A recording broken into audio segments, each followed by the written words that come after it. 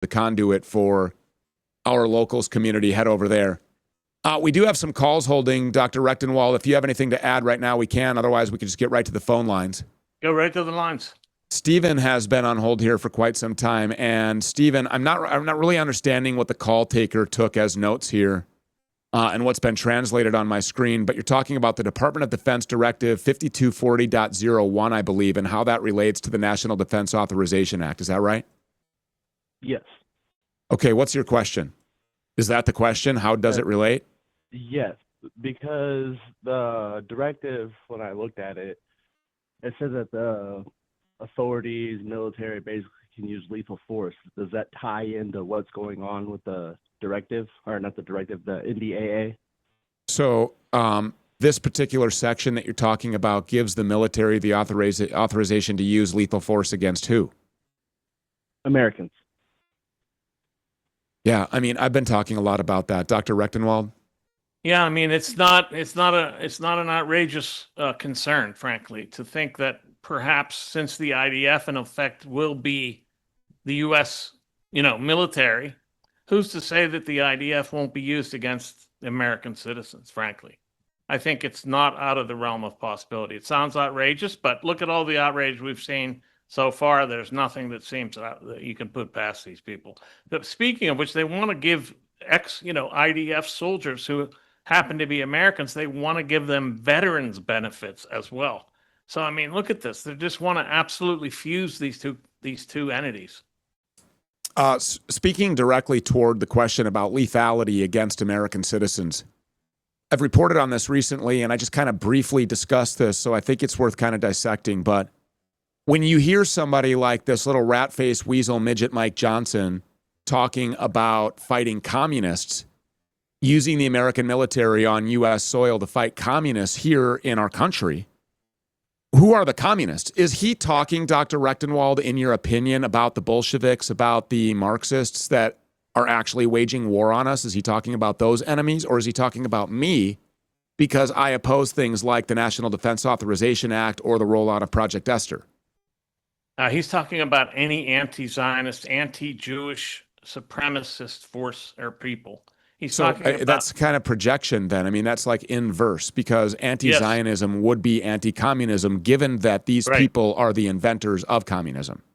Yes, but not everybody knows that, of course, and that's where they try to trick us trick the population by suggesting that only communists, this is something that's been irking me quite a bit, only communists oppose Israel. Only communists are against the genocide. Only communists oppose the squashing of free speech by these Zionists using the Anti-Semitism Awareness Act. Only communists are against this. That's what they've been trying to suggest, and that it's outrageous to suggest this. I mean, what's your response to that?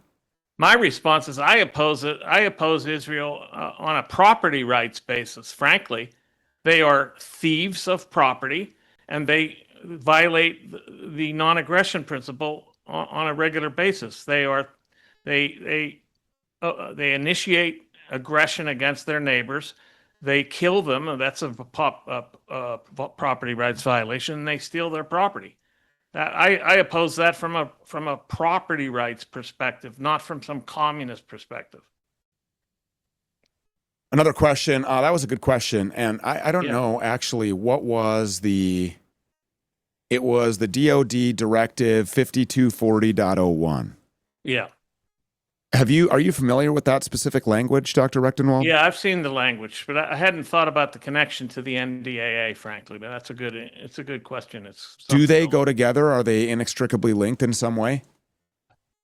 Well, yeah, they would be, in effect, because the NDAA is all about military funding and military acquisitions and appropriations. And so anything that would affect the military appropriations and technologies and, certainly has an effect on the population, and anything that anytime the military will have the tools to attack the citizens of the United States, and maybe even the motivation to do so, is something to be concerned about. And it's all connected to the military complex. So yes, it's related. In fact. As well as information that is obtained or dissected or farmed or gathered by all of the data centers that are going Right. up, the flock cameras Exactly. that are going up. Does Israel, as part of this Section 219, would they have access to that, being that these are, these are mechanisms that we have been told are in place for national security reasons? If in fact they're government property, then they would have access to it. Yes. What And about the privately held ones that are Well- contracted by the government or funded in some way, subsidized by the U.S. taxpayer? Yeah. Then if that's the case, they would also have access to that. Are you guys starting to understand this? What about, RFK Jr., who said, he's here to make America healthy again. And so in order to do that, every American man, woman, and child by the year 2030 will be wearing biometric devices that are attached to their person and sending all of their biometric and medical and health data onto who knows who. Yeah, that data would also be available. Any AI, look, all the data that Palantir is and will be collecting and fusing, by the way, will become accessible to Israel, in effect, through this act. Unbelievable. Doug, you've been on hold